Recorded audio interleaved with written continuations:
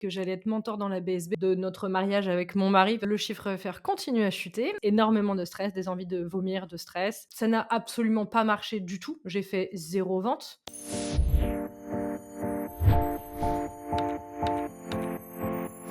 Hello et bienvenue dans ce nouvel épisode de Parlons Com qui va être un espèce de bilan de mon année 2024. Donc si tu me vois regarder un peu mon écran, c'est normal, j'ai pris des notes parce que j'avoue que je ne me souviens pas de toute l'année. Et pour t'expliquer un petit peu, j'ai décidé de faire un bilan le plus transparent possible parce que 2024 n'a pas été une année des plus simples ou des plus sympas avec moi, mais comme beaucoup j'ai l'impression. Je me suis dit que je ne voulais pas non plus faire un bilan en mode voilà mes chiffres, nanana, etc. J'étais pas sur ça non plus. J'avais pas non plus envie de faire un bilan dans un mauvais mood. Je sentais que j'étais pas à fond et je me suis dit non, il faut que tu fasses autrement. Donc ce que j'ai fait, c'est que je me suis fait une liste. Donc j'ai pris tous les mois de l'année, janvier, février, etc. Et à chaque fois, j'ai noté les points positifs et les points négatifs que j'ai ressentis sur ces mois-là. Donc je vais pas forcément te parler de nombre, de chiffres, de choses comme ça, ou de nombre de clients ou quoi. C'est pas le but de cet épisode-là. C'est plutôt de te dire, voilà, en janvier, ce qui a été positif, ce qui a été négatif, ce qui s'est bien passé, mal passé, et un bilan global, on va dire, de ça. J'espère que cette vidéo va être intéressante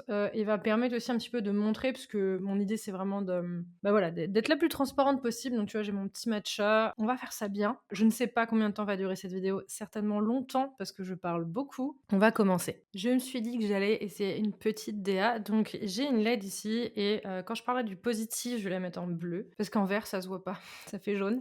Et quand je parlerai du négatif, je la mettrai plutôt en rouge, et comme ça permettra un petit peu d'aller avec le mood, on va dire. Donc on va voir, je teste ça, et on va voir comment ça se passe. Donc, janvier 2024, l'année commence globalement ok, c'est-à-dire que 2023, j'ai fait mon bilan, et dans ma tête, j'étais assez positive. L'année 2024 s'annonçait plutôt globalement bonne. En gros, ce que je retiens de très positif de mon mois de janvier, c'est vraiment le fait qu'il y a eu des nouvelles collaborations qui ont commencé, et donc j'ai plusieurs clients qui ont décidé de me faire confiance dès le mois de janvier, et ça m'a fait beaucoup de bien de me dire ok, c'est bon, on part sur des bons rails, etc. J'ai aussi pris le temps de faire le bilan de 2023 avec Charlotte et Camille. Alors, je te préviens tout de suite, dans mon bilan de l'année, tu vas beaucoup entendre Charlotte et Camille parce que elles sont avec moi tout le temps et j'ai besoin de les avoir avec moi dans mon entreprise. J'espère que toi aussi, tu as des personnes sur qui tu peux compter dans ce style-là, parce que vraiment, c'est intéressant et important d'avoir des business friends, ou en tout cas des personnes qui sont également entrepreneurs sur qui tu peux compter, avec qui tu peux échanger sur ces sujets-là. Donc ça, on va dire que le mois de janvier, ce qui était très positif, c'était vraiment le côté nouvelle collaboration, bilan, revoir les filles, voilà, repartir un petit peu sur des bonnes bases. Ça, c'était plutôt le point, on va dire, positif. Pour l'aspect négatif, ça a été un petit peu compliqué parce qu'en effet, mon bilan était moyen, notamment à cause des coûts de l'alternance. J'en ai déjà parlé dans une série de vidéos, donc je te remettrai dans le petit i. Je ne sais jamais si le i est là ou là. Je pensais que fin 2023, j'aurais terminé de payer les pots cassés de cette erreur-là et de cette problématique-là financière. Et clairement, c'est pas le cas. Et spoiler alerte, on est donc en janvier 2025 et c'est toujours pas fini. Donc je reviendrai dessus au fur et à mesure. Également, j'ai eu un décès fin décembre, juste avant Noël, dans ma famille. Donc pareil, ça a pas donné des fêtes de ouf. Ça a donné une teinte un peu spéciale à mon mois de janvier puisque j'étais à la fois pas dedans. Enfin voilà, c'était un petit peu compliqué. On enchaîne ensuite avec le mois de février où là, j'ai décidé de rejoindre le bureau du CERPS. Donc le CERPS, je crois que j'en ai jamais parlé encore sur YouTube ou dans le podcast. C'est un groupement d'employeurs et de dirigeants d'entreprises de ma région, donc c'est vraiment hyper localisé. C'est sur les 3 ou 4 communes autour de chez moi et on peut le rejoindre si on le souhaite. Et j'ai décidé, après l'AG, de dire ok, je vais rejoindre le bureau parce que je me disais que j'avais envie de m'impliquer de manière plus locale. Et puis j'aimais bien le groupement, donc je me suis dit allons-y. Donc ça, c'était un premier point. J'ai également commencé un accompagnement stratégique avec une cliente, donc avec une formation puis un accompagnement stratégique, et il s'est continué sur toute l'année. Donc ça, j'étais super contente de pouvoir le commencer parce que c'était quelque chose que j'avais envie de développer plus, la partie stratégique. Donc je suis très contente, et qu'en plus ça se soit diffusé sur toute l'année, ça c'était très chouette. Et puis j'ai eu également 2 jours de co-living avec Charlotte et Camille. Donc ce qu'on appelle nous les co-living, c'est en gros on se prend un week-end. Alors quand je dis week-end, c'est pas forcément samedi dimanche, c'est 2 jours. On loue un lieu où on se retrouve chez l'une ou l'autre. On en a déjà fait en 2023, on a continué en 2024. On s'est dit que c'était très important de continuer, donc on a pris 2 jours ensemble. Je crois que cette fois-ci c'était au Sable d'Olonne. On a loué un petit appartement au Sable d'Olonne, et on s'est retrouvés justement pour travailler et échanger aussi. Donc ça nous a fait beaucoup de bien d'à la fois nous voir pour bosser parce qu'on voulait avancer sur des projets très concrets ensemble, et en même temps on avait besoin aussi de discuter, de se voir un peu, voilà, de faire le bilan, tout ça. Pour le côté un petit peu plus compliqué du début, enfin de février, on va dire, c'est que j'avais bien blindé mon début d'année. Alors, c'était ma faute, je l'avais choisi, mais c'est vrai que ça a été un peu compliqué parce que j'ai eu beaucoup de formations, beaucoup, beaucoup de journées de formation, beaucoup de déplacements aussi. Je crois que janvier, février et je sais plus, je crois que c'est septembre ou octobre, ça a été les mois où j'ai fait le plus de déplacements. Bah, ça fatigue énormément les déplacements parce que faut savoir que quand moi je fais des déplacements, c'est minimum 1 heure jusqu'à 2 heures de route, donc aller-retour des fois, donc des fois 4 heures de route dans la journée. C'est rare que je le fasse dans la journée parce que j'essaie de minimiser et de grouper les déplacements ensemble, mais des fois j'ai pas le choix et selon les possibilités que les clients ont et moi aussi, bah du coup c'est pas toujours le cas. Donc un mois de février très très très chargé parce que comme je savais que fin avril, début mai, je ne serais pas là ou très peu disponible, j'avais fait exprès. Donc à la fois je le savais et en même temps ça a été quand même un peu complexe à gérer, mais on va dire que c'est pas un négatif à 100%, c'est juste que ça a été un peu plus compliqué, donc je pouvais pas le mettre en positif non plus. Le mois de mars, ça a été un mois full bonheur, honnêtement. Il y a eu des petits négatifs que je te dirai après, mais vraiment, il y a eu 3 grosses choses qui sont arrivées en mars dans le pro et le perso qui ont été plus que positifs pour moi, donc vraiment, ça m'a fait beaucoup de bien. Donc la première chose très positive que j'ai appris au niveau pro, c'était que j'allais être mentor dans la BSB. Donc Aline Bartoli m'a contactée pour me demander si j'étais OK d'être mentor dans la BSB et j'ai absolument accepté puisqu'en fait, en parallèle, elle l'avait pas vu que c'est son équipe qui avait géré ça, mais j'avais déjà envoyé un mail pour demander est-ce que t'aimerais bien que je sois mentor, etc. Et ça a été validé, donc j'étais juste trop contente. Donc du coup, ça a été vraiment un énorme highlight de mon premier trimestre où je me suis dit ça va être trop bien. Moi qui ai été élève de la BSB en 2021, j'étais très très très heureuse de pouvoir être mentor en 2024. Déjà parce que j'admire énormément Aline, c'est vraiment quelqu'un que je suis depuis 2019-2020, j'ai plus exactement, voilà, mais dans ces eaux-là, on va dire, et que j'admire énormément. C'est vraiment une mentor pour moi, c'est vraiment quelqu'un qui me pousse à faire mieux, etc. Parce que à la fois, je trouve qu'elle a ce côté boostant et en même temps pas culpabilisant. Donc personnellement, j'aime beaucoup. Et puis le fait d'être mentor, c'est quelque chose que je faisais déjà, que j'ai beaucoup fait en 2023, notamment avec l'accompagnement d'élèves, etc. Donc j'étais contente de pouvoir le concrétiser et avoir ce rôle-là. Donc ça, c'était vraiment trop trop bien. Et au niveau perso, il y a eu 2 choses qui m'ont fait vraiment beaucoup de bien. Comme je suis en transparence, je vous les livre sans rentrer trop dans les détails, mais j'ai eu un week-end de VJF qui a été génialissime. Vraiment, j'ai passé un excellent moment. J'ai pu voir tous mes proches, aussi bien mes amis pour le VJF qu'après retrouver mon conjoint et ses amis à lui pour le lendemain. Donc ça, vraiment, ça a été top. Et puis, quelques jours plus tard, j'ai pu faire l'essayage final de ma robe de mariée. Donc pareil, ça a été très émotionnel pour moi et vraiment un très très bon moment. Côté négatif en soi, il n'y a pas eu beaucoup de négatifs sur le mois de mars. La seule chose, c'est que j'avais planifié une semaine de vacances début mars parce que j'en avais pas pris depuis Noël et je sentais que ça commençait à tirer. Donc je m'étais mis une petite semaine de vacances. J'ai pas du tout réussi à être en vacances sur cette semaine-là. C'est-à-dire que le jour 1, le lundi des vacances, j'avais déjà un rendez-vous client ce jour-là et j'ai clairement travaillé quasiment toute la semaine. Alors, j'ai pas travaillé comme d'habitude, mais j'ai travaillé entre 15 et 20 heures quand même sur la semaine, ce qui ne ressemble pas du tout à des vacances. Donc ça là-dessus, c'est vraiment une problématique que j'ai eue cette année. En 2023, je m'étais dit, tu prends des vraies vacances, tu coupes à 100%. C'est pour ça aussi que maintenant, j'ai 2 téléphones qui me permettent de couper. Et évidemment, c'est pas parce que j'ai 2 téléphones que je mets en place les bonnes pratiques que je voulais faire. Et donc du coup, je n'ai pas été à mon téléphone et encore une fois, bah, j'ai continué à travailler. Je l'ai pas si mal vécu que ça parce que ça m'a permis d'anticiper pour la suite parce que je pense que j'avais cette culpabilité de savoir que fin avril, début mai, je serais pas trop dispo et que du coup, je me suis dit si je peux m'avancer à ce moment-là, je le fais. Donc je l'ai pas si mal vécu que ça, mais la problématique c'est que j'étais fatiguée puisque ça faisait donc 3 mois, un peu plus de 3 mois que j'avais pas pris de vacances. Et alors certains vont tenir le coup, hein. Moi j'avoue qu'au bout d'un moment j'en avais besoin et je sentais que là j'aurais quand même dû couper un peu plus pour me reposer. J'avais rien prévu de toute façon de bouger spécialement, mais juste pour voilà, relâcher un peu la pression. Mais à part ça, franchement, j'ai pas eu de vraiment de mauvais côté, on va dire, au mois de mars. Et on arrive au mois d'avril, qui est un mois qui a été assez chargé pour moi dans le positif. Sur la partie négative, il y a un seul truc en fait, un peu comme le mois de mars. Donc en avril, ce qui a été super, vraiment, j'ai passé une très belle journée de coworking avec plein de potes freelance. Donc on s'est loué un lieu et on a coworké toute la journée ensemble. On a déjeuné puis on a coworké. C'était vraiment trop chouette. Donc ça, vraiment, j'ai adoré. C'était également la fin des cours. Alors je mets pas ça dans le positif dans le sens trop bien, c'est fini les cours, voilà.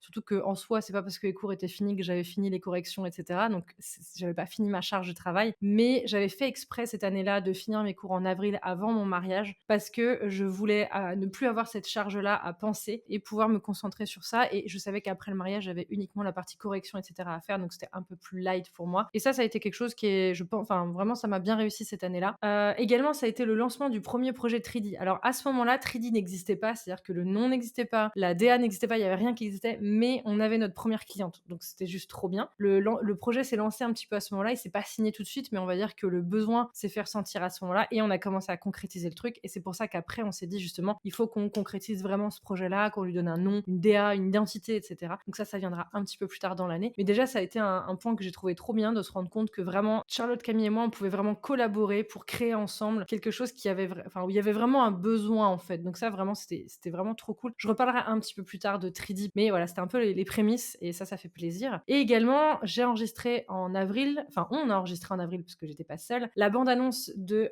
mon nouveau podcast qui s'appelle Confidence entre indés. Donc, c'est un podcast que j'ai dans les tiroirs depuis 2 ans et ça fait trop longtemps que j'essayais de le lancer, etc., mais j'y arrivais pas. J'avais le concept, le côté vraiment rentrer en transparence dans les business des entrepreneurs, mais j'avais pas le temps, enfin voilà. Et donc, j'en ai parlé avec Maëlle, qui est hôte du podcast Mille et une ambitions et avec qui je travaille régulièrement et que j'apprécie beaucoup. On en a parlé et du coup, elle m'a dit écoute, si tu veux, on se met à deux dessus. Et en fait, ça a complètement déclenché le truc. On a enregistré la bande-annonce, donc ça, c'était cool. Et on a commencé à programmer les premiers enregistrements qui vont venir plus tard hein, dans les highlights. On a programmé les premiers enregistrements, donc ça, c'était vraiment très, très chouette. Également, du coup, comme j'ai été mentor, en avril commençait la BSB, donc j'ai rencontré ma team Ananas, donc c'était la classe que j'accompagnais, c'est la classe Ananas. Et j'étais super contente parce que j'ai eu une très, très bonne classe et ça s'est confirmé sur le reste de l'accompagnement. J'étais très heureuse de les rencontrer. Et s'ils passent par là, en tout cas, je leur fais à tous des très gros bisous et je les remercie d'avoir été une classe géniale avec laquelle j'ai pu m'éclater et que j'ai pu accompagner. Enfin voilà, c'était vraiment super. Et bien sûr, je peux pas conclure le mois d'avril sans parler de notre mariage avec mon mari parce que vraiment, on a eu un mariage qui a été vraiment, vraiment super. Nos proches étaient là, enfin voilà, on a eu tout le monde, il n'y a eu aucune ombre au tableau. C'est-à-dire qu'il y a eu des couacs, comme dans tout événement mariage, j'imagine. Hein. Toutes les mariées passent par là, tous les mariés passent par là. Il y a eu des couacs, mais ils étaient tellement minimes et tellement insignifiants que vraiment, nous, on a un souvenir de notre mariage qui est que du positif, mais vraiment que du positif. De A à Z. On a eu un des rares week-ends où il a fait beau, le lieu était magnifique, les gens étaient tous heureux d'être là, les gens se sont rencontrés, il y a eu des amitiés qui se sont créées pendant le mariage, enfin voilà, c'était vraiment, on a passé un moment génial, on a eu que des prestataires excellents, il y en a avec qui j'ai continué à garder contact après, tellement, enfin voilà, j'apprécie leur travail. Donc une note ultra positive, et ça, c'est mon highlight de toute façon de toute l'année, ça on va pas dire le contraire. Ensuite, sur le négatif du mois d'avril, qu'est-ce qui a pu amener nombreux tableaux? Eh bien, c'est de nouveau les vacances. Parce que donc j'avais prévu de prendre 2 semaines de vacances en avril, donc la semaine avant le mariage et la semaine après le mariage. Et ensuite, on avait les 2 premières semaines de mai qui arrivaient avec des ponts. Donc je savais que ça allait être des semaines plutôt tranquilles. 2 semaines de vacances où j'étais censée vraiment couper et 2 semaines après qui étaient plus chill, plus slow pour pouvoir reprendre. Sachant que pendant ma première semaine de vacances, mon mari, lui, n'était pas en vacances parce qu'il avait qu'1 semaine avec son travail. Et la deuxième semaine de vacances, par contre, lui aussi était en vacances. On n'a pas fait notre nul de miel à ce moment-là, enfin notre voyage de noces, qu'on n'avait pas la possibilité financière. Donc on l'a reporté à plus tard. Peut-être qu'on le fera en 2025 ou 2026. Mais on a pris une semaine de vacances déjà pour souffler, pour atterrir, etc. Et la problématique, c'est que pendant ces 2 semaines de vacances-là, j'ai pas réussi à couper. Alors pour 2 raisons. La première, c'est que c'était le lancement de la BSB en même temps. J'en ai pas parlé à Aline à ce moment-là parce que je ne voulais pas que ça la freine dans le fait de me proposer d'être mentor. En fait, c'est une des raisons qui a fait que j'ai pas osé couper mon téléphone pro, mais par contre, la BSB n'a eu aucun impact sur mes vacances et sur mon mariage. Donc vraiment, c'est la raison pour laquelle j'ai pas osé couper, mais c'est pas la raison qui a fait que c'est négatif. Par contre, comme je n'ai pas osé couper, j'ai eu un problème en fait avec un client pendant cette semaine-là. Enfin, pendant, on va dire cette semaine, parce que c'était à cheval à peu près sur les 2. En gros, pour vous la raconter, mais très rapidement, il y a un client pour qui je crée du contenu depuis 4 ans et demi maintenant. Et on fait souvent des portraits des salariés. On avait préparé le portrait d'une salariée avant, du coup, les vacances. C'était prévu qu'il soit publié la 2e semaine de mes vacances. La problématique qu'il y a eu, c'est que le client m'a validé le portrait que j'avais fait de la salariée sans en parler à la salariée. Sauf qu'elle a vu après le post et elle n'était pas d'accord avec 2-3 points qui étaient en plus vraiment très... C'est pas pour minimiser, hein, mais c'était pas des choses importantes, très honnêtement. Pour elle, ça l'était. Donc, elle voulait changer. Sauf que, comme je l'avais appelée pour faire son portrait, pour échanger avec elle, elle avait mon numéro pro et comme j'avais pas éteint mon téléphone pro, elle m'a appelée et elle m'a, je vais pas dire harcelée, mais elle a été très insistante, sachant que je lui ai bien fait comprendre que j'étais en vacances, que je n'étais pas disponible, mais voilà, elle voulait absolument qu'on change ce qui était écrit. En gros, il y avait une phrase à changer. Ça a été très dur pour moi parce que vraiment, ça m'a ça m'a miné en fait, parce que je me suis dit: «Je suis en train de me prendre une problématique que je devrais même pas avoir à gérer parce que c'est pas censé être à moi de gérer la salariée de mon client». Donc ça a été un peu voilà, ça m'a piqué parce qu'à la fois déjà ça m'emmerdait clairement de devoir gérer ça pendant mes vacances de mariage et en plus, c'était pas censé être quelque chose que j'aurais dû gérer de toute façon. Donc bref, quand j'ai fait mon point avec le client le mois suivant, parce qu'on fait un point tous les mois, je lui ai clairement dit que ça m'avait posé problème et que j'espérais bien que ça ne se reproduise plus parce que moi je ne gérais pas ça. Enfin, c'est pas mon rôle, je suis pas payée pour ça et voilà. Donc ça a été vraiment le point négatif parce que ça m'a un peu pesé pendant ces vacances, que j'ai dû me stresser à me dire: «Il faut que je déprogramme le poste, puis il faut que je lui fasse une nouvelle version, que je lui envoie par SMS», parce que j'avais clairement pas mon ordi, qu'elle la valide, qu'en plus je puisse la reprogrammer. Vraiment ça c'était le truc vraiment chiant, le caillou dans la chaussure, mais c'était même pas un caillou, c'était un rocher comme as dans ma chaussure et vraiment ça m'a un peu pourri ce passage-là, à éteindre mon téléphone pro pendant, les vacances. Donc ça c'est, je pense, une des résolutions que je vais mettre en place vraiment pour 2025, c'est de me dire que quand je suis en vacances, le téléphone pro est éteint, complètement éteint et que si j'ai besoin de checker des choses, j'ouvre l'ordinateur, mais comme ça je peux choisir vraiment ce que je peux voir et cetera, mais le téléphone est éteint. Bref, je reviendrai dessus. En mai, ce qui a été super, c'est que j'ai commencé et continué l'accompagnement des élèves de la BSB. Ça s'est très bien passé comme je te l'ai déjà dit. Vraiment,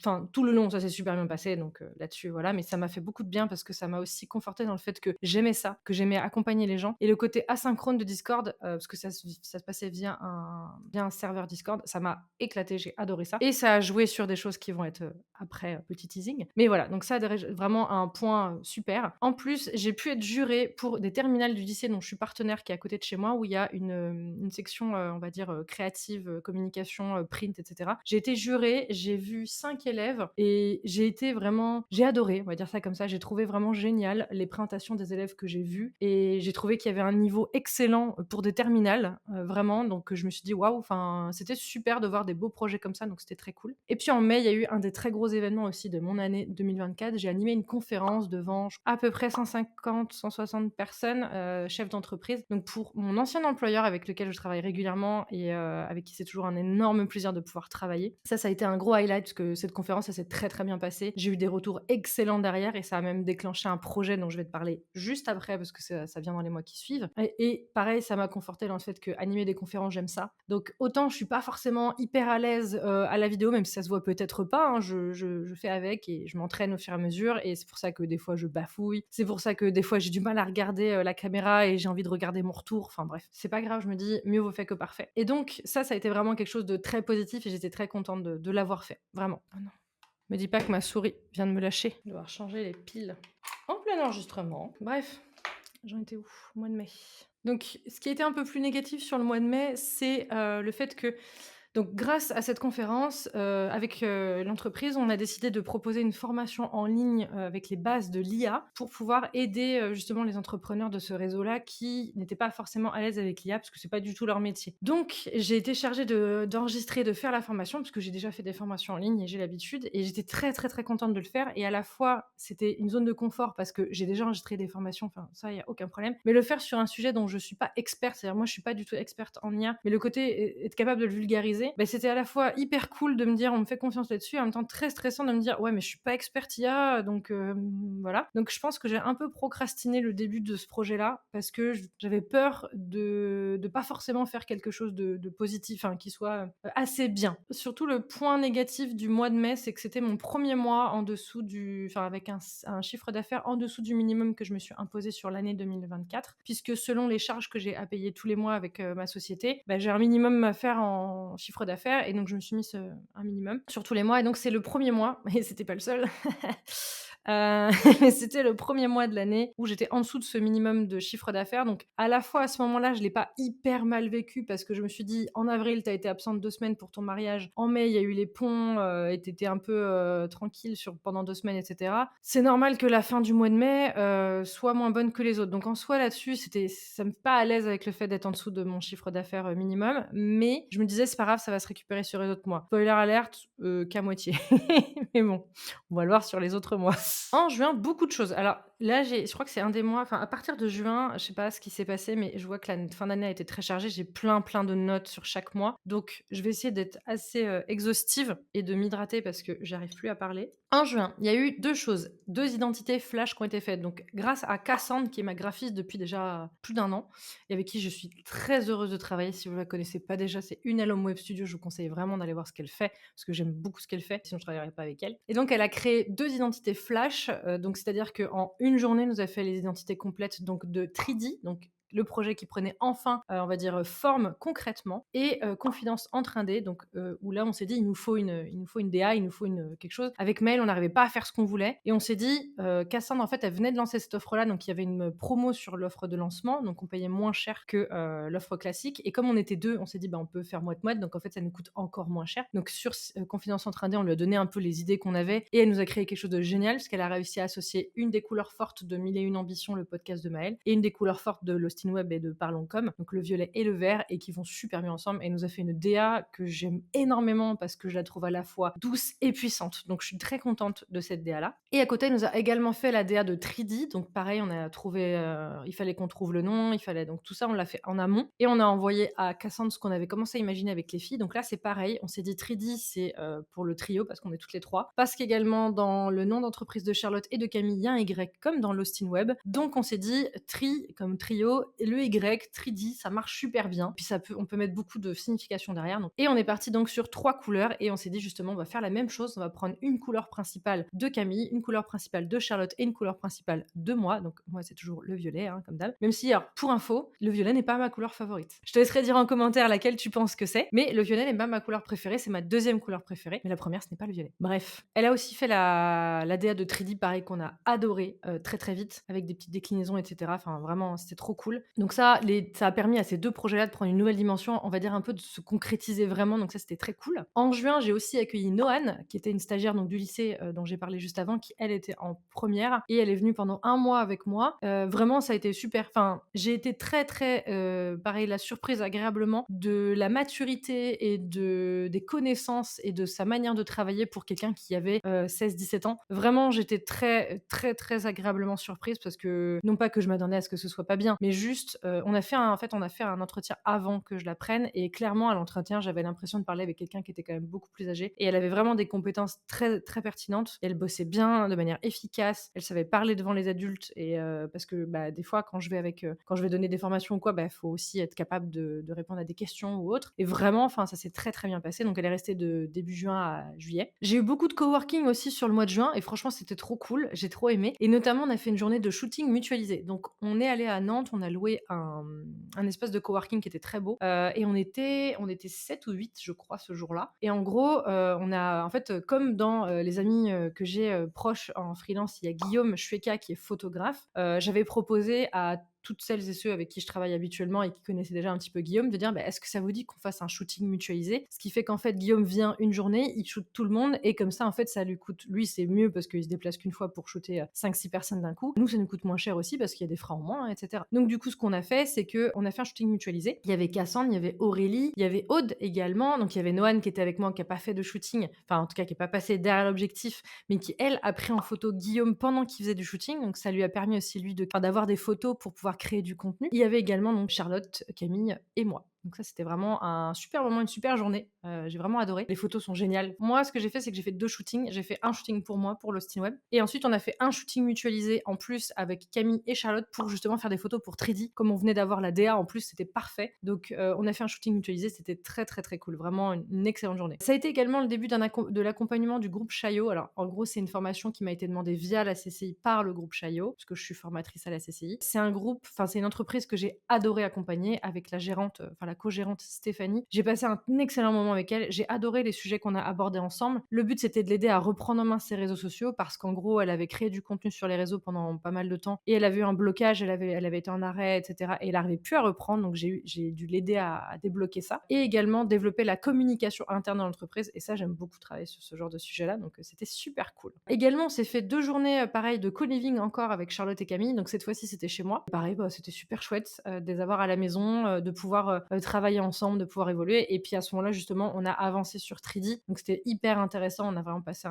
2 jours au top. Et puis, côté, on va dire, un petit peu plus perso, j'ai une copine qui est venue passer 2 semaines à la maison parce qu'elle avait un nouveau travail qui était, enfin, et où les 2 premières semaines l'obligeaient à être pas loin de chez moi. Et normalement, elle est à 1 heure et demie, 2 heures de chez moi. Et là, du coup, bah, elle est venue passer 2 semaines à la maison. Donc c'était très très cool de l'avoir à la maison. Dans le côté négatif, on va dire, du mois de juin, et ben, le chiffre d'affaires continue à chuter. C'est un mois encore moins bon que le mois de mai, donc ça a été pareil, difficile à ingurgiter pour moi. J'étais en train de me dire: «OK, là la tendance elle est pas bonne, qu'est-ce qui va se passer?» Donc pareil, pas hyper stressée, mais à me dire: si je suis en dessous du minimum qu'il fallait», heureusement que les mois d'avant j'avais fait un petit peu plus, mais au bout d'un moment, le un petit peu plus, il va pas tanker, jusqu'à, voilà. Le point, on va dire, qui était pas vraiment négatif, mais que je dois souligner, c'est que j'ai eu un petit peu de mal à adapter mon planning avec la stagiaire. Alors heureusement, elle habitait près de chez moi, elle était hyper souple et ça s'est très, très bien passé. Mais c'est vrai que c'est toujours, je trouve, compliqué d'avoir quelqu'un qui dépend de moi. Je l'ai vu avec l'alternance, je l'ai revu là avec le stage. À la fois, j'étais très heureuse qu'elle habite pas loin et qu'on puisse se voir vraiment et travailler ensemble. À la fois, il y avait ce côté où devoir, entre guillemets, parce que bah, l'école, puis en plus, elle est mineure, donc elle est en première, donc c'est encore plus, on va dire, cadré. Le fait de devoir absolument avoir des horaires, et cetera, bah, j'avoue que pour moi, des fois, c'était un petit peu difficile. Ça s'est bien passé au global, mais c'est un point quand même que je voulais souligner. Et j'ai eu beaucoup, beaucoup de déplacements sur le mois de juin en plus. Donc déjà, par rapport à Noan, ça a été compliqué. Et puis surtout par rapport à la fatigue et au coût des déplacements, ça a été un petit peu plus stressant sur le mois de juin. Les vacances allaient arriver fin juillet, enfin mi-fin juillet, et je savais, donc j'étais déjà en train de me dire, ok, ça va le faire. Et ça, c'est vrai que les déplacements, ça a été un peu problématique. On arrive au mois de juillet. Le mois de juillet, il y a eu l'enregistrement du premier épisode de Confidence entre indés. Et ça, j'étais trop contente parce que ça concrétisait vraiment le truc. On était là, genre, on avait la bande-annonce, on avait la DA, on avait le premier épisode. Vraiment, c'était parti, quoi. Donc vraiment super. Et puis, en plus, le premier épisode, on l'a enregistré avec Swan et on a été ultra contente de ce qu'a donné ce premier épisode, les autres aussi, hein, bien sûr. On a été très très très contente de ce premier épisode, donc ça nous a encore plus boosté pour la suite. Également, donc j'ai passé le mois de juillet à créer du contenu. D'ailleurs, si tu l'as pas déjà vu, j'ai fait un vlog pendant une semaine sur ce mois de juillet pour te montrer un petit peu comment se passait une semaine dans mon business, donc si tu veux, tu pourras aller le voir. Et puis j'ai enregistré également une masterclass pour être diffusée dans la BSB, donc ça c'est pareil, c'est quelque chose où j'étais très très contente. Et il y a eu également une proposition de partenariat. Donc dans la BSB, il y a les élèves et il y a une élève qui a lancé une idée, qui a dit tiens, si on faisait un bundle avec tous ceux de la BSB qui ont envie de participer. Donc pour ceux qui savent pas ce que c'est qu'un bundle, c'est un pack où il y a plusieurs choses dedans et tu le payes moins cher. Par exemple, ça se fait beaucoup dans l'univers du jeu vidéo. Tu as des bundles de jeux vidéo où pour 10 €, tu as 5 jeux vidéo, coûteraient chacun un peu plus cher ça coûterait plus cher si tu les achetais tous à l'unité. Mais comme ils sont vendus en pack, tu les as moins cher. Ou même ça peut se faire avec des coffrets DVD. Si tu as une trilogie et que tu achètes le 1, le 2, le 3 tout seul, souvent ça va te coûter plus cher que d'acheter le coffret avec le 1, 2, 3 à l'intérieur. Et c'était un peu ça l'idée. Et moi j'ai dit est-ce que je peux faire partie du bundle même si je suis mentor? Et on me dit bien sûr, il y a pas de problème. Donc j'ai fait une visio aussi pour valider ça, valider ma participation. Donc ça en plus c'était le premier bundle auquel je participais, donc j'étais très contente. J'ai également fait une journée de coworking à Lorient avec Charlotte et Camille, donc ça c'était très cool parce que c'était des paysans, parce que Lorient je connaissais pas. On est allé dans un lieu très chouette, très sympa, on a passé une bonne journée, c'était très cool, on a mangé des crêpes, des galettes, c'était vraiment, vraiment très chouette, même si le temps était pas ouf, franchement c'était vraiment très cool. Et également il y a eu le live de clôture de la BSB, ça s'est très très bien passé, j'étais très contente. Enfin, j'étais triste que ça se termine, mais j'étais très contente de faire le live de clôture, j'étais très contente de pouvoir échanger avec les autres mentors, les autres coachs, etc. C'était vraiment, vraiment super. Côté perso, j'ai passé une journée entre copines à Nantes et ça m'a fait énormément de bien. C'était avant les vacances, mais ça m'a fait beaucoup, beaucoup de bien. Et également, on a pu rendre visite à des amis à nous, à ma meilleure amie, qui ont pu enfin emménager dans leur nouvelle maison, donc c'était très cool aussi de voir ça. Ah, et dernier point, c'est vrai, je l'ai pas dit quand même, le mois de juillet a été mon meilleur chiffre d'affaires de l'année. Donc pareil, ça a été quelque chose qui m'a reboosté, qui m'a fait du bien. Ça a à peu près, on va dire, épongé les 2 mois d'avant. Mais par contre, sur le moment, j'étais très contente et en même temps, je me suis dit: «Ouais, il faut que ça continue». Mais bon, ça a été mon meilleur mois de l'année. Ne gâchons pas ça, donc vraiment, j'étais contente quand même sur ce point-là aussi. Ensuite, au côté négatif, alors pas forcément très négatif, mais je sentais que la fatigue arrivait bien comme il fallait. Entre les vacances de mars où je me suis pas vraiment reposée, les vacances du mariage qui sont clairement pas des vacances, en fait, on va dire que vraiment couper à 100%, ça m'était pas arrivé. Donc depuis décembre, ça commençait à se sentir sentir. Je savais que les vacances arrivaient, fin juillet, donc ça allait, mais j'étais très contente qu'elles arrivent. Côté création de contenu, peut-être que ça se voit pas tant que ça dans le vlog de juillet, mais ça a été à la fois cool parce que j'aime beaucoup faire ça et en même temps, ça a été compliqué parce qu'il y a des clients qui t'envoient pas les éléments et donc du coup, tu peux pas créer, donc après tu les reçois au dernier moment, il faut tout faire, dans le rush et franchement ça, c'est très désagréable et potentiellement également les validations qui tardent et donc des fois, bah, ça aussi, c'est le truc de: «Oui, mais oubliez pas que demain, je suis en vacances, donc faut que vous validiez avant». Parce que si vous validez pas avant, moi, je peux pas les programmer et les programmer, ça me prend quand même un petit peu de temps, même si c'est assez rapide. Enfin voilà, je peux pas faire ça, comme ça et puis j'ai pas qu'un seul client donc si j'en ai 5 qui, me valident tout en même temps, bah, il faut que je m'occupe des 5 et enfin ça prend du temps. Donc ça a pas été vraiment du gros négatif mais c'est quelque chose que j'anticipe à chaque fois tous les ans et c'est vrai que tous les ans, c'est toujours un petit peu compliqué cette période-là, en général en juillet et en décembre sur les envois des informations et les validations de poste avant, les vacances. Mais bon, quand même, le mois de juillet, globalement, ça a été et je savais que les vraies vacances arrivaient, donc ça m'a fait beaucoup de bien. On passe au mois d'août, on a déjà fait la moitié de l'année, enfin plus de la moitié de l'année, je suis bête. À chaque fois, j'ai l'impression que c'est en août, mais non, c'est en juin, fin juin, entre juillet. Donc en août, ce qui m'a fait beaucoup de bien, c'est déjà de faire des vraies vacances. Je suis partie une semaine en Bretagne avec des copains, ça nous a fait beaucoup de bien. À mon mari comme à moi, hein, vraiment, mais on en avait besoin. On en avait réellement besoin. On a passé nos journées à faire des randos, des apéros et des jeux de société. On a fait que ça. C'était trop bien. En plus, on avait notre chien avec nous, toutes les vacances, c'était vraiment super. On avait quelqu'un de confiance qui s'occupait des chats, donc vraiment, ça nous a fait beaucoup, beaucoup de bien. Et en plus, fin août, avant la reprise, j'ai réussi à anticiper ma création de contenu justement pour la reprise. Donc ça m'a fait super plaisir parce que je me suis dit, j'ai commencé septembre, la rentrée entre guillemets, avec vraiment du contenu qui était déjà créé d'avance, de l'enregistrement de podcast, des posts et tout. Donc ça m'a fait du bien de me dire, t'es capable de créer du contenu en fait. Quand tu fais une vraie pause, t'es capable de reprendre la création de contenu. Parce que je l'avais dit dans certaines de mes newsletters à cette période-là, et ou même dans des épisodes de podcast que j'ai fait un épisode dédié où je parle de mes vacances et de ce que ça m'a apporté. En fait, créer du contenu pour mes clients, globalement, j'y arrive toujours. J'arrive toujours à le faire. Par contre, créer du contenu pour moi, c'est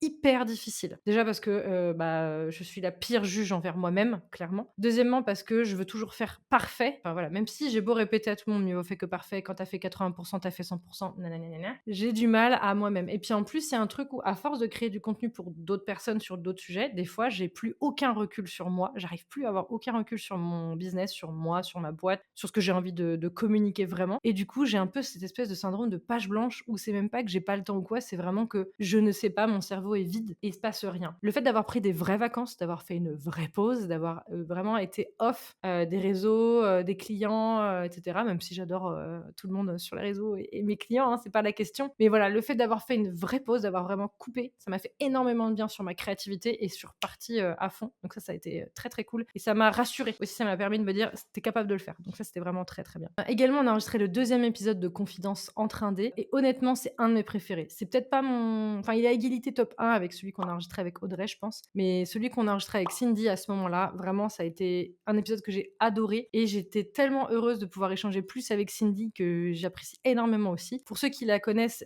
sur Instagram, notamment, c'est Graphic Media. Vraiment, c'était super... j'ai adoré ce passage. Et puis, j'ai aussi fait pas mal de coworking sur la fin août. Je me suis dit, comme beaucoup de gens sont encore un peu en vacances, que tout le monde n'a pas encore vraiment repris, c'est le moment de faire des coworking. Donc, j'ai passé une journée complète avec Cassandre, c'était super sympa. J'ai passé une journée complète avec Maëlle aussi. Et la même semaine, j'ai passé une journée complète à Brême, donc en Vendée, avec Camille et Charlotte. Donc, pareil, ça c'était vraiment trop trop bien de pouvoir descendre et puis de pouvoir changer un peu d'air, changer d'environnement et de passer une journée ensemble en coworking. Sur les aspects un peu moins sympas du mois d'août, en vrai, ça a été globalement un mois sans nuages. Honnêtement, j'ai très peu de choses négatives à dire à ce moment-là. La seule chose, c'est que de nouveau, le CA est retombé assez bas, en dessous du minimum, ce qui est normal. C'est-à-dire que tous les ans, je sais très bien que mon CA d'août-septembre, en général, c'est les mois les moins où il y a le moins de choses parce que c'est les répercussions de juillet et de août sur août et septembre. Et en fait, comme en juillet, mi-fin juillet, je suis en vacances pendant 4 semaines, qu'en plus, il y a un peu moins de choses, il y a moins de formations, de choses comme ça, bah, je sais que mon CA descend. Donc, à la fois, pareil, là, je me suis dit, c'est trop bas, mais en même temps, je me suis dit, c'est normal, tous les ans, c'est pareil en août, tu le sais. Donc je me suis dit, c'est pas grave, il faut faire gaffe, mais c'est pas grave. On va dire vraiment, c'était le seul point, seul nuage qu'il y a eu sur le mois d'août. On passe au mois de septembre avec la rentrée. Donc évidemment, ça a commencé direct par la participation au bundle dont je t'ai parlé avant, puisque c'était sur le mois de septembre. Et je suis très contente des gens en plus que j'ai pu rencontrer, donc les autres participants, parce qu'il y a aussi des hommes, au bundle. C'était trop bien de les rencontrer et notamment j'ai créé des liens particuliers avec une bonne partie d'entre eux, où j'ai été leur cliente, où je vais animer les masterclass chez eux, etc. Donc vraiment une super rencontre, c'était vraiment très très chouette. chouette. Il y a eu également le lancement officiel de Confidence entre indés, puisqu'on a diffusé la bande-annonce, et avec le premier épisode qui allait arriver en octobre en termes de diffusion. Donc on était très, très contentes et on va dire que un des gros points, qui s'est passé en septembre et qui a été pareil un gros highlight de ce début de cette reprise, ça a été le salon SME. J'ai fait un vlog pareil là-dessus, donc si tu veux aller le voir. Mais c'est vraiment que le moment passé là-bas a été génial. On est parti 2 jours et demi avec Camille et Charlotte, à Paris pour faire le salon SME, donc le salon de la micro-entreprise. Bon, même si c'est pas que la micro-entreprise, hein, en soi, ça s'adresse aux entrepreneurs au sens large du terme. Et là-bas, en fait, on a fait des rencontres. Moi, j'ai revu Swan, notamment, avec qui on avait enregistré le premier épisode de Confidence Intraday et que je suis depuis déjà longtemps aussi. On a également vu des personnes qu'on apprécie énormément et qu'on admire énormément, comme Thomas Burbidge, comme Flo de la Micro by Flo, comme Laure Daudier aussi, de Maslow Boîte, et également des personnes dont on écoute les contenus très régulièrement, comme par exemple Claire Vitou, qui a le podcast Bye Bye Procrastination que j'écoute depuis je sais pas combien de temps. Et puis on a rencontré aussi d'autres entrepreneurs qu'on connaissait moins mais qu'on a eu plaisir à rencontrer, comme Larissa ou Cédric. Donc ça c'était vraiment très chouette de pouvoir échanger avec eux, de pouvoir voilà. Et en vrai on a passé un bout de temps sur le salon, sur leur stand, à échanger avec eux. Et puis le lundi soir, donc entre les 2 jours, on allait boire un verre tous ensemble, et vraiment c'était très très très chouette, un très très bon moment. En fait on a toutes les 3, on a autant adoré le salon et les rencontres qu'on y a fait que le moment un peu hors du temps où on est parti 2 jours, enfin 2 jours et demi. Dis donc, t'en fais du bruit.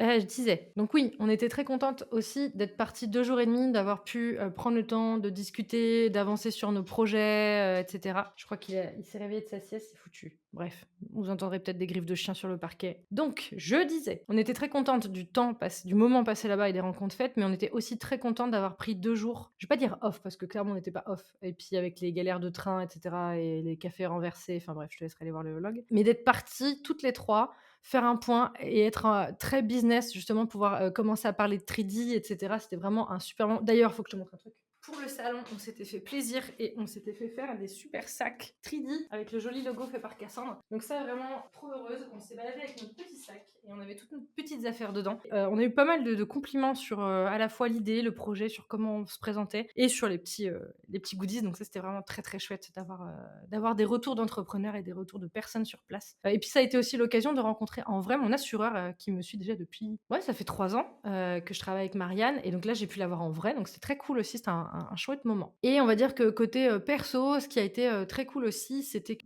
j'ai repris le JDR. Donc il faut savoir que si tu ne le sais pas, je suis une très grande fan de jeux de rôle, donc JDR, jeu de rôle. Le jeu de rôle, pour vraiment expliquer très rapidement, la base en général, tu as un personnage que tu incarnes, il y a un maître du jeu qui va lancer le scénario, et selon le scénario, tu vas avancer, faire des quêtes, tu vas remplir des missions, etc. En général, ça se joue avec des dés, ou là, moi le JDR que je fais en ce moment, c'est avec des cartes, pour qu'il y ait une partie, on va dire, j'ai une partie random, comment on dit en français? Oh, c'est horrible de dire ça, c'est vraiment la connasse qui dit, comment on dit ça en français? Une partie aléatoire, pour qu'il y ait de l'aléatoire dans le jeu. Donc par exemple, le maître du jeu va te dire, voilà, il faut que tu lances un dé, si tu fais plus de 10, tu as réussi, si tu fais moins de 10, tu as pas réussi, et selon le jet de dé que tu fais, du coup tu vois. Donc j'ai repris le JDR et ça m'a fait vraiment du bien, et on fait des séances d'actual play, donc c'est-à-dire que l'actual play, c'est on joue en live et c'est diffusé sur Twitch et YouTube en même temps. Donc si jamais ça t'intéresse, je te mettrai le lien de la chaîne sur laquelle je fais de l'actual play, et d'ailleurs je vais en refaire la semaine prochaine au moment où j'enregistre, donc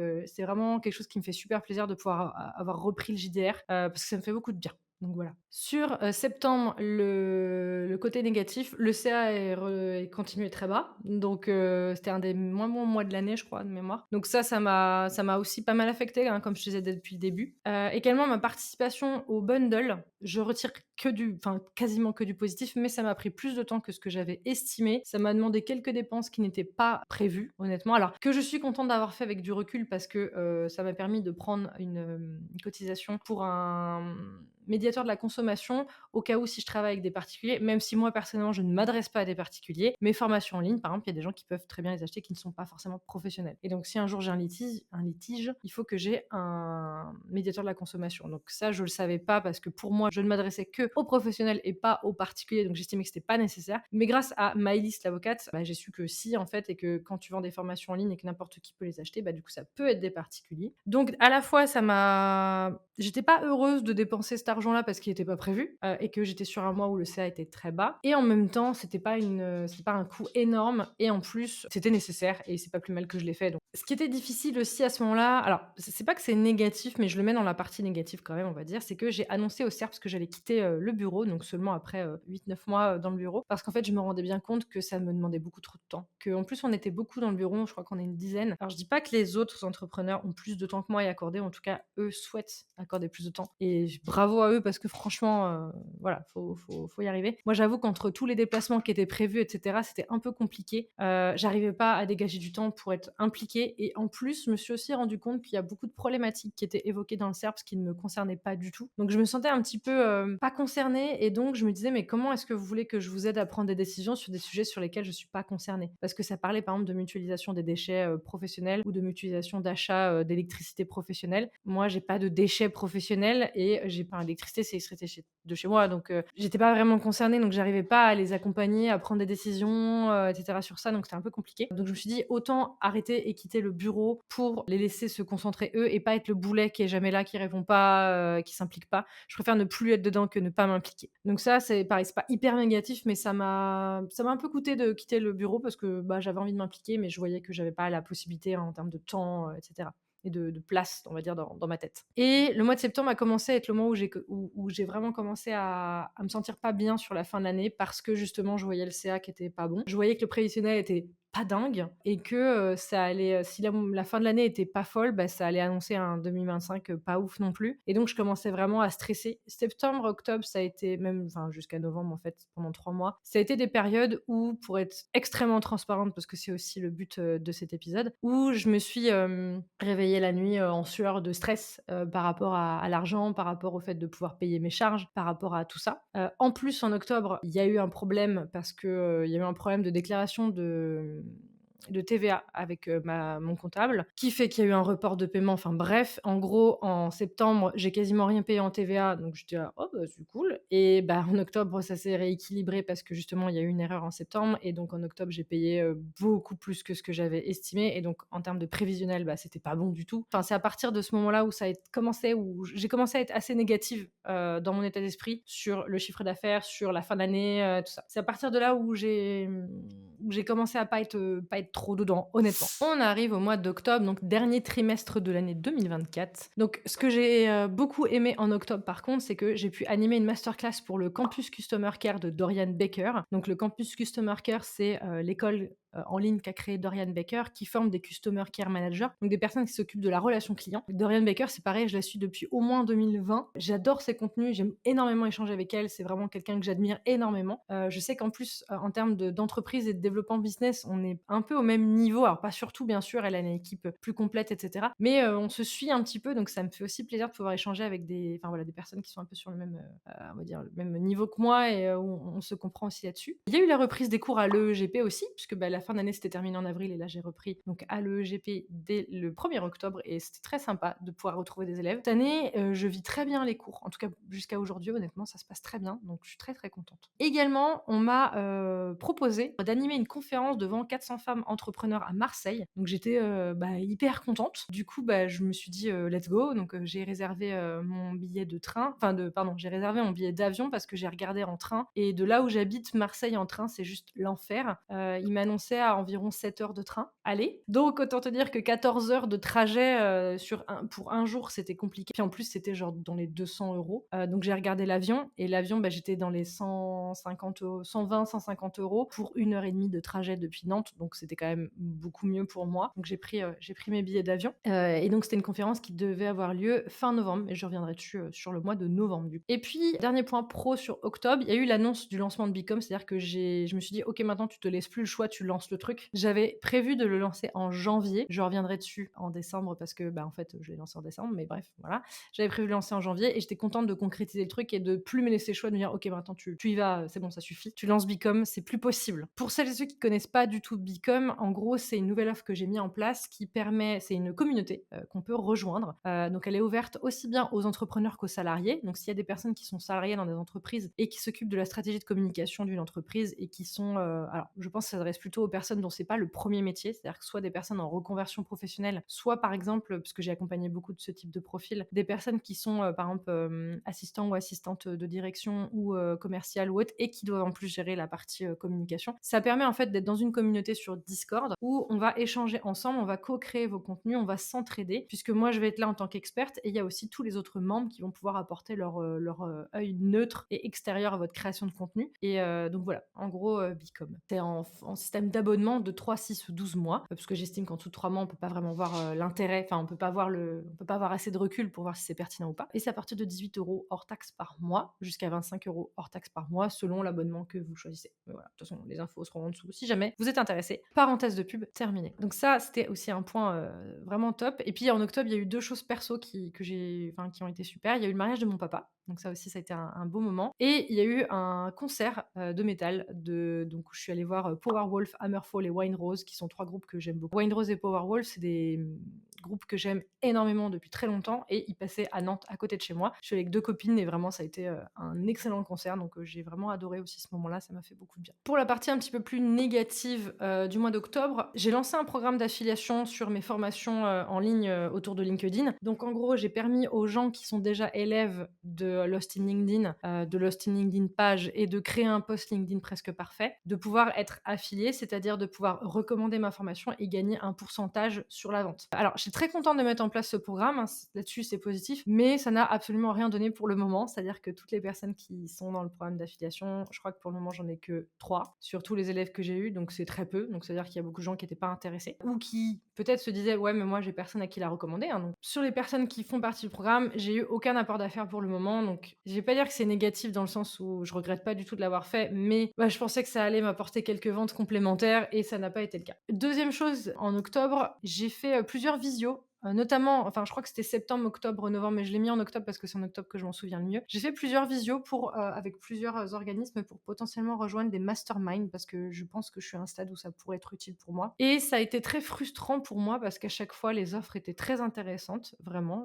Pour les 3 avec lesquels j'ai échangé, j'étais vraiment très motivée. Et à chaque fois, quand arrivait la partie financière, je voyais que c'était même pas une question de... Parce qu'un mastermind, ça coûte de l'argent et c'est normal. Et en fait, il faut être conscient que c'est un investissement. C'est-à-dire que vous savez que normalement, ça va se rentabiliser. Mais sans parler de ça, je leur expliquais, je dis, c'est pas que je ne veux pas investir, c'est que je n'ai de toute façon pas les moyens. C'est au-dessus de mes moyens, je n'ai pas la possibilité d'investir dedans. Même dans les masterminds, les, entre guillemets, vendus comme étant les moins chers du marché, moi, j'ai clairement pas les moyens de les rejoindre. Et ça m'a beaucoup, beaucoup frustrée parce que je me dis que ça peut être quelque chose d'intéressant pour moi pour me développer. Et je peux pas y aller, quoi. Et en fait, c'est vraiment le stade où je me dis, j'ai pas assez pour y aller, mais si j'y allais, je pourrais certainement le rentabiliser. Donc, est-ce que je prends le risque d'y aller, mais de pas être sûr de pouvoir payer? Enfin, j'aime pas ça. Et moi, en fait, tant que je vois que ça ne peut pas être, que je ne peux pas payer, je n'y vais pas. J'ai appris mes erreurs de l'alternance. Si je vois que je ne peux pas, je n'y vais pas. Donc, tant que je n'aurai pas de côté la somme qui est demandée pour rejoindre le mastermind, tout ou partie, au moins, du coup, j'irai pas. Et donc, ça m'a beaucoup frustrée de me dire, en fait, tu peux pas y aller. Donc,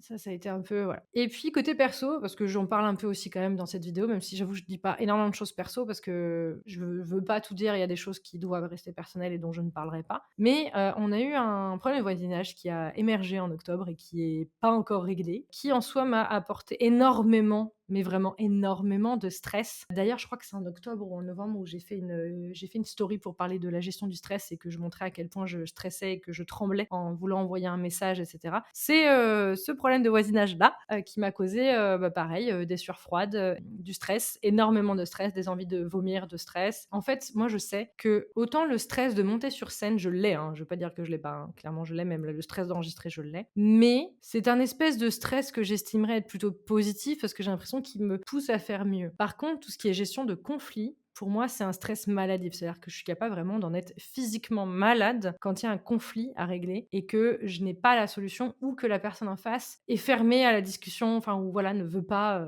régler ce conflit-là et reste dans son conflit parce qu'elle aime bien rester dans son conflit. Donc ça a été aussi quelque chose qui a déjà que comme je te l'ai dit avant, en septembre, je commençais à être un peu en mode bad mood par rapport à la fin de l'année financièrement, etc. Quand à ça qui se rajoute et que ça impacte évidemment la partie financière puisque c'est un problème de voisinage où il y a des sommes d'argent qui sont évoquées, et ben ça a clairement continué à alimenter mon stress et mon bad mood de fin d'année. Donc ça n'a pas aidé là-dessus. Mais bon, on arrive bientôt à la fin de l'année. Je sais que cette vidéo est longue. Donc mois de novembre, les choses positives du mois de novembre, c'est que déjà j'ai pu discuter avec Alexandra, qui est une ancienne élève à moi, qui a une entreprise qui s'appelle La Biquette du Web, trop mignon. Et j'étais très contente de pouvoir échanger avec elle parce que j'avais envie de voir, elle vient de se mettre à son compte, j'avais envie qu'on discute et de pouvoir potentiellement réfléchir à travailler avec elle plus tard ou à lui déléguer des choses, etc. Donc c'était très cool. Et je suis très contente d'avoir pu échanger avec elle là-dessus. C'était vraiment un moment très sympathique. Et puis c'est quelqu'un que je trouve qui travaille bien pour quelqu'un qui vient de se lancer. Je suis très contente de ce qu'elle crée. Et je me dis que d'un côté, c'est un petit peu grâce à moi parce que je l'ai un petit peu formée. Donc ça m'a fait aussi un peu plaisir à l'ego. Également, on a fait un déjeuner table ouverte avec le CERF. Donc je suis toujours membre du CERF, même si je suis plus membre du bureau. Et je suis contente parce que j'ai rencontré une collègue, donc quelqu'un qui fait un peu la même chose que moi, mais dans le milieu du livre particulièrement, qui habite pas très loin de chez moi et qui est aussi dans la communication. Donc c'était cool de pouvoir justement rencontrer quelqu'un qui fait un petit peu la même chose. Également, on a fait un coworking de Noël avec les copains freelance. Donc pareil, là, il y avait Charlie, Estelle, Maëlle, Guillaume, Aurélie, Camille et Charlotte et moi. Voilà. Et donc pareil, on s'est pris un petit resto sympa où on pouvait à la fois manger et coworker. Donc on est allé dans un food hall où en gros il y a plein de restos et tu peux choisir de manger un peu n'importe où. Donc comme ça on est sûr que tout le monde avait quelque chose qui lui plaisait. C'est une journée très sympa. Vraiment, on a fait aucune story, on n'a pas beaucoup bossé. On a bossé mais pas beaucoup. On a beaucoup échangé, on a beaucoup discuté, on a beaucoup rigolé. Donc ça a fait beaucoup de bien de faire un petit peu ce petit coworking de Noël. Comme ça c'était très très chouette. Dans la partie un petit peu plus personnelle, il y a eu deux choses qui m'ont fait très plaisir en novembre. Donc juste avant mon anniversaire, on est monté à Paris pour faire un concert orchestral des musiques du jeu Final Fantasy Rebirth dont mon mari est absolument fan. Et moi j'adore ces musiques-là et encore pouvoir les écouter en version orchestrale avec les chants, etc. Enfin, c'était vraiment un très très bon moment. Et on en a profité justement pour monter, passer un week-end chez son meilleur ami et sa chérie que j'adore également aussi. Donc on a passé un super week-end, c'était très très sympa. Et la fin du mois de novembre, donc à cheval novembre-décembre, on a passé également un week-end dans le nord de la France chez un de nos meilleurs amis également,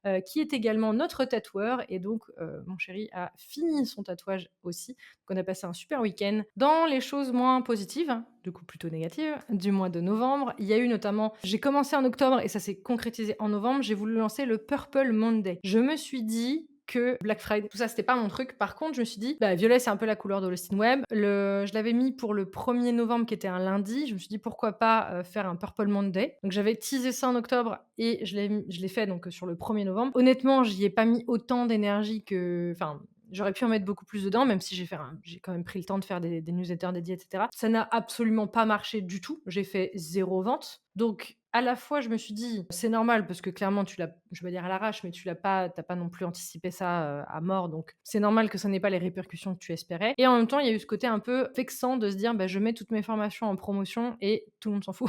Personne en veut. En tout cas, même heureusement que j'ai quand même plusieurs élèves qui ont déjà pris mes formations et que je sais qu'elles sont bien. Parce que quand on fait des promotions sur un produit et qu'il n'y a aucune vente, on se dit, en fait, mon produit il est merdique, tout le monde s'en fout. Heureusement, non. Je sais que mon produit est bien. Je sais que les gens sont très contents de la faire. J'ai que des retours dithyrambiques sur la formation. Mais en tout cas, à ce moment-là, c'était pas, voilà. Et peut-être aussi que j'ai pas assez anticipé et que justement, j'ai pas assez préparé les gens sur la promo. Et peut-être aussi que 24 heures de promo, c'est un petit peu court. Peut-être que j'aurais pu faire ça sur une semaine. Je pense que je retenterai l'année prochaine avec un autre format pour voir si vraiment c'est le produit que je propose qui n'intéresse pas à ce moment-là, en tout cas. Ou est-ce que c'était le format un jour Purple Monday, etc., qui n'a pas marché parce que j'avais pas assez anticipé. Deuxième point négatif, je t'ai parlé au mois d'octobre d'une conférence à Marseille. Elle a été annulée juste un mois avant la conférence. Donc début novembre, on a eu l'information comme quoi elle a été annulée, enfin reportée. Et on n'a pas eu tout de suite les infos de quand, parce que ça a mis un petit peu de temps à choisir la nouvelle date. La nouvelle date est en mars. En fait, moi, je mets ça dans le négatif parce que dans ma tête, je m'étais prévu des choses autour de ça. J'avais mis off des jours par rapport à ça parce que le voyage à Marseille, il fallait que je parte la veille pour dormir sur place. Donc j'avais le vol aller, l'hôtel, le vol retour. J'avais déjà engagé les frais pour le vol et l'hôtel. L'hôtel, j'ai pu me faire rembourser sans problème. Le vol, évidemment, je n'ai pas pu. Donc, j'ai avancé de l'argent pour rien. Je suis toujours en négociation aujourd'hui avec l'événement pour potentiellement me faire rembourser tout ou partie. Je n'ai pas eu de nouvelles sur combien j'allais être remboursée ou pas. Pour la participation à la date de mars, Je ne sais toujours pas si je vais pouvoir y aller parce qu'actuellement, réavancer l'argent tant que j'ai pas été remboursée, pour moi, c'est pas possible parce que j'ai déjà eu un couac une fois. Chat échaudé craint l'eau froide, c'est ça qu'on dit, je crois. Mais sans parler de ça, c'est pas une question de confiance pure, mais c'est aussi que, j'ai déjà avancé de l'argent, quand on m'aura remboursé, je verrai pour potentiellement réavancer de l'argent et en plus, je ne sais pas comment vont évoluer les prix, d'ici là. Je sais pas si j'aurai les moyens et puis je vais t'expliquer après dans la conclusion aussi une décision que j'ai prise qui fait que potentiellement je ne pourrai pas y aller en mars. Donc voilà, je suis toujours dans l'expectative. J'aimerais beaucoup y aller, j'ai toujours envie d'y aller, mais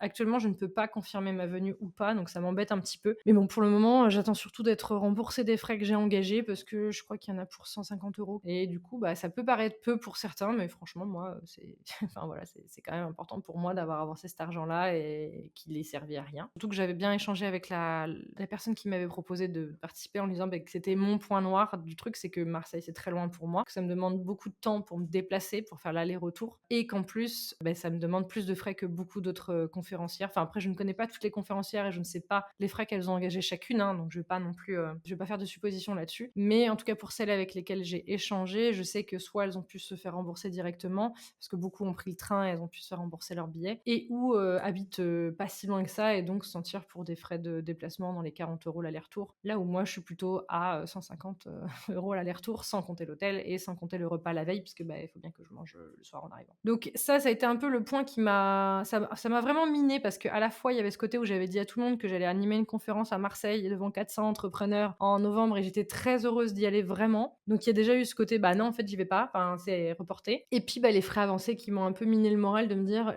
comme la fin de l'année était très complexe niveau chiffre d'affaires et que j'avais déjà avancé cette somme, ça m'embêtait un peu. Donc voilà sur ce point-là. Troisième point négatif sur le mois de novembre, j'avais placé une semaine de vacances en novembre, pareil pour un petit peu souffler, tout début novembre. Pareil, pas du tout. J'ai bossé quasiment toute la semaine, ça n'a pas du tout été des vacances pour moi, j'ai pas réussi à couper, une nouvelle fois. Ça devient récurrent. Je crois qu'il y a un pattern là. Mais bref, donc ça n'a pas du tout été une semaine de vacances, donc je le mets dans le négatif. Alors, je dis pas que c'était là, il y avait pas de comment dire? C'était pas la faute d'un client particulier ou quoi que ce soit, hein, pas du tout. C'est moi, hein, qui ai pas réussi à me dire, stop. Et en fait, j'ai remarqué que quand je suis en vacances et que mon mari ne l'est pas, j'ai énormément de mal à me mettre complètement off parce que lui, il va travailler et cetera, il a son rythme. Je pense que je culpabilise un peu d'être en vacances quand lui ne l'est pas.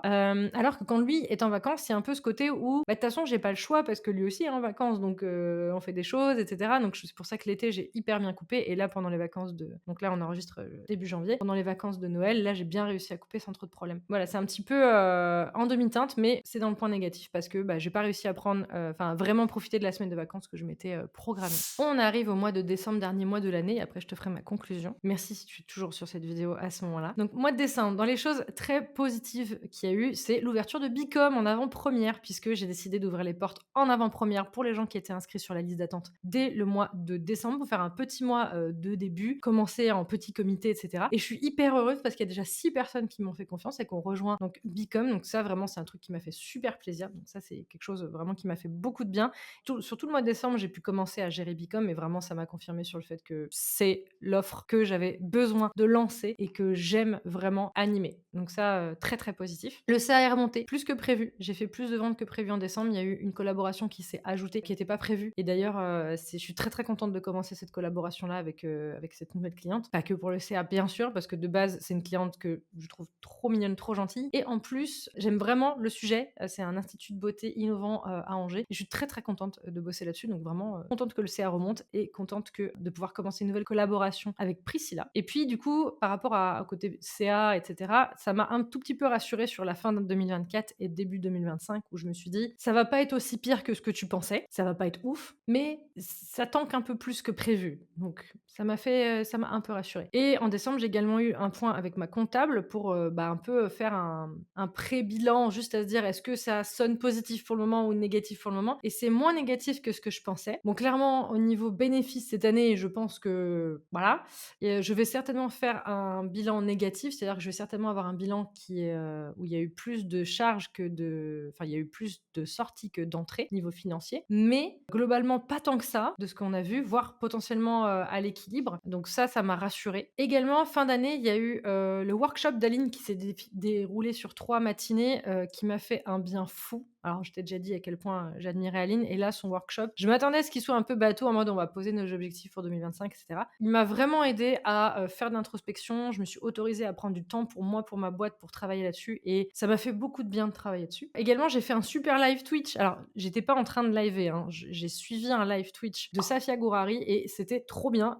J'ai adoré le moment passé. On a trop discuté avec les gens qui étaient présents dans le chat, avec Safia et tout. Enfin voilà, c'était trop, trop cool et du coup, elle m'a un peu titillée sur le fait de potentiellement moi aussi me lancer sur Twitch. Alors pour le moment, c'est pas officiel ou quoi, mais j'ai bien envie de tenter des choses que je me pose sur la question de qu'est-ce que je vais pouvoir faire. À la fois, j'ai envie de parler de mon boulot, j'ai envie de montrer de la création de contenu, etc. Et en même temps, je me dis faire des petits live chill, un peu créa, ça peut être cool. Par exemple, on m'a offert un puzzle 3D comme ça. Je me dis que monter ça en live, ça peut être très sympa pour avoir à la fois du contenu un peu plus divertissement, même si je suis pas là pour divertir, mais juste en mode cool, et à la fois du contenu plus work with me, etc. J'aimerais bien. Après, je me demande est-ce que ça a sa place sur Twitch, est-ce que ça intéresserait. Je me dis que tant que j'ai pas essayé, je saurais pas, donc autant le tester et ça m'engage à rien. Je veux dire, ça me demande pas, ça me coûte rien de tester quoi. Donc, et je me dis que si c'est des lives en plus où je travaille, de toute façon, bah, enfin, que je le fasse en live ou que je travaille là, pourquoi pas. Donc, je pense que je vais tenter. Et puis, sur le côté perso, on a fait un week-end à Légendia Park, qui est un parc pas très loin de là où j'habite, où il y a des animaux type des lynx, des loups, etc. et des spectacles. Et c'était en mode Noël, donc c'était très sympa parce que cette année, moi, j'ai pas réussi à me mettre dans la féerie de Noël. Je suis quelqu'un, pour ceux qui savent pas, qui a tendance à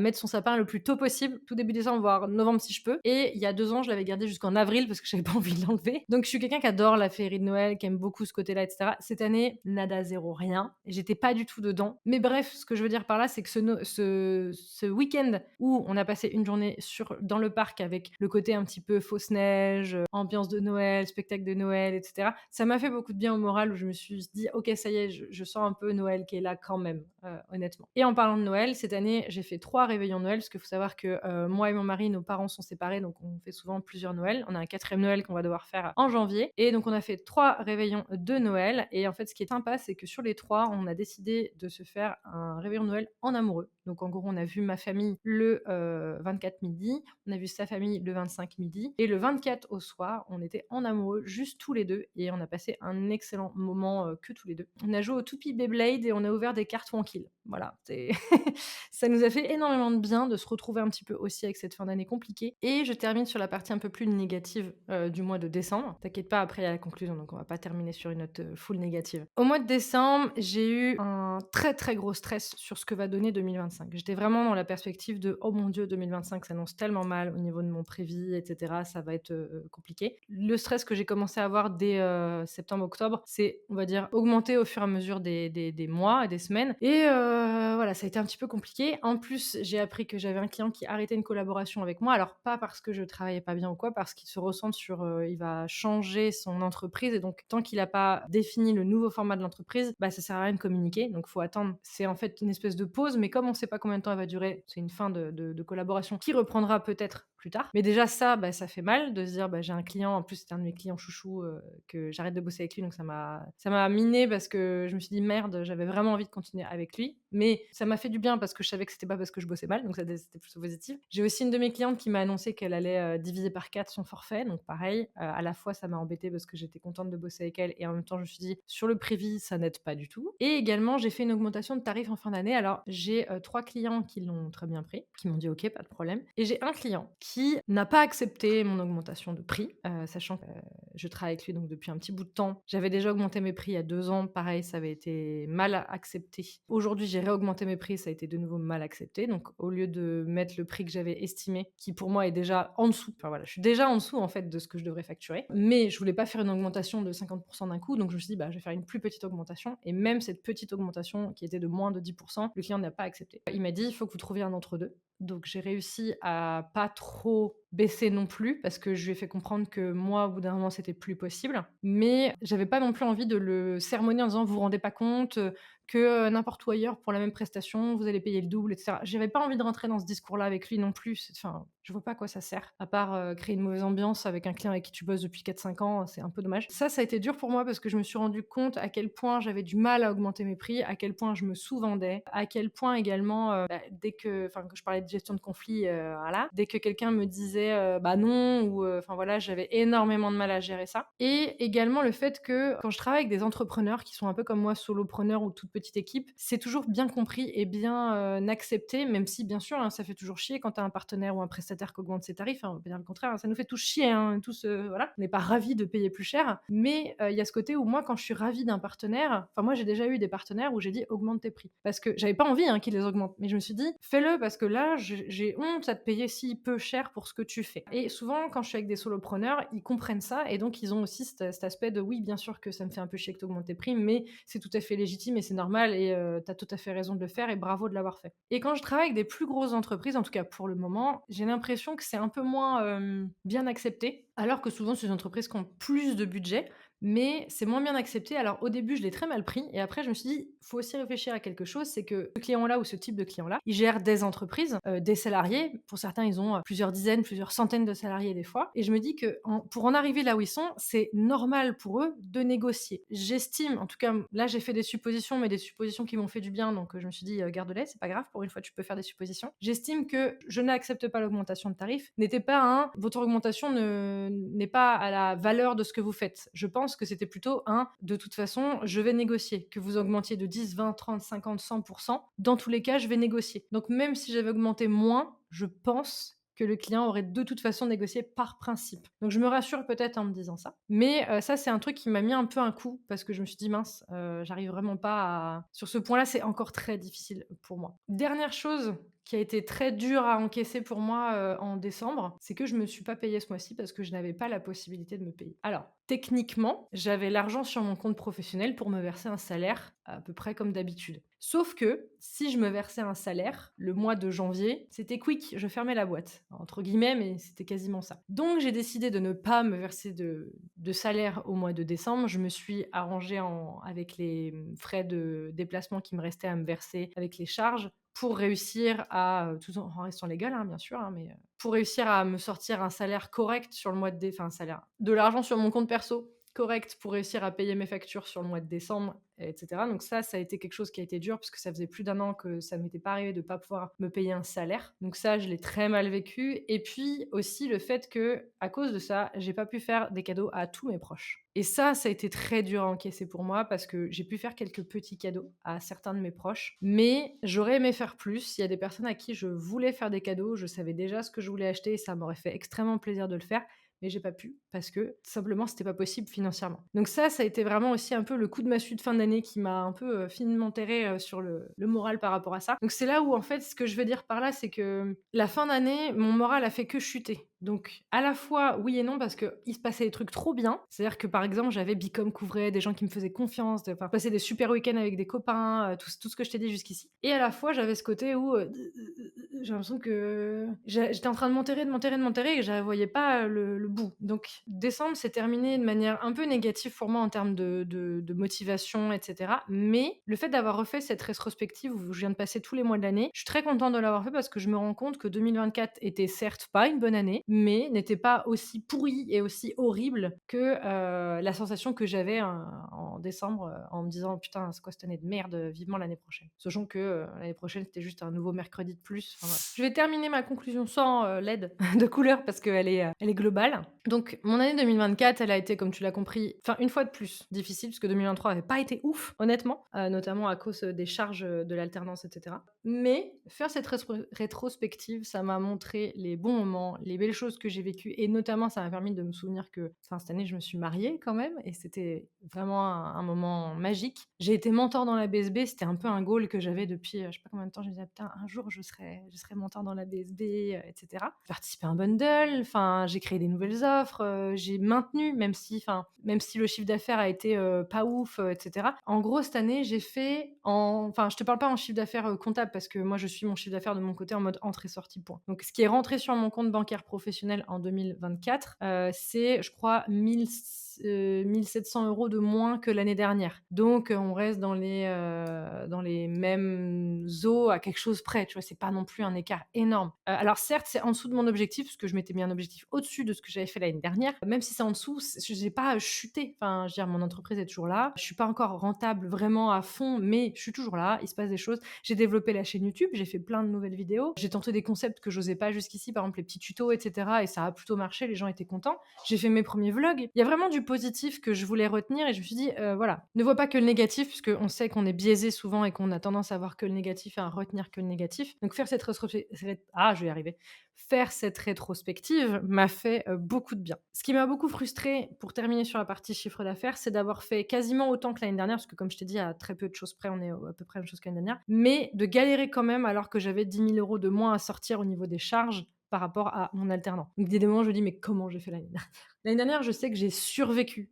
Clairement. Cette année, j'ai pas survécu, je sais pas ce qu'il y a comme mot entre, la survie et vivre normalement, quoi. Mais en gros, cette année, j'étais pas non plus dans la survie où vraiment c'était, comme ça toute l'année, mais j'étais pas sereine et pourtant c'était un des mots clés que je voulais absolument mettre en place cette année, ce côté sérénité. Donc je l'ai pas eu, clairement. J'espère l'avoir en 2025. Sans parler d'être à l'aise, juste être sereine, c'est tout. C'est pas la même chose et c'est important pour moi. Et par contre, je me suis aussi rendu compte qu'en 2024, mine de rien, je me suis retrouvée de nouveau quasiment seule dans ma boîte toute l'année. J'ai très peu de prestations que j'ai déléguées. J'aime beaucoup déléguer quand je peux, notamment un peu de créa à Cassandre, du montage vidéo à Aurélie, la gestion des mises à jour de mon site à Camille, enfin ce genre de petites choses. J'ai beaucoup moins délégué que les autres années, mais ça m'a fait du bien de reprendre un peu la tête de ma boîte seule. C'était bien. Je pense qu'après l'alternance, j'avais besoin de me retrouver moi et moi avec ma boîte. Ça m'a fait beaucoup de bien. J'étais contente et comme j'ai un état d'esprit qui est globalement positif, j'essaie de me focaliser sur les bonnes choses, même si c'est pas toujours facile. Mais le problème, c'est que les mauvaises choses, elles te marquent plus en général. 2024 a pas été